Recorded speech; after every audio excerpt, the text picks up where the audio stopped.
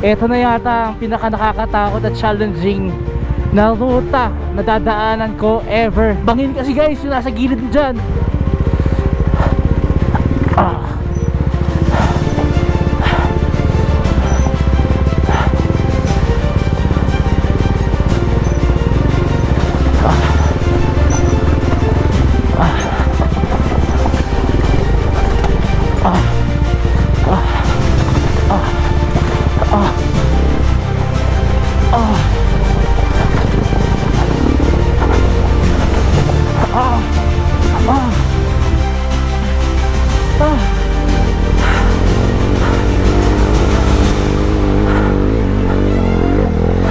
That's insane.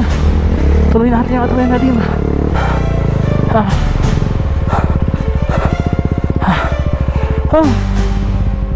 Shit.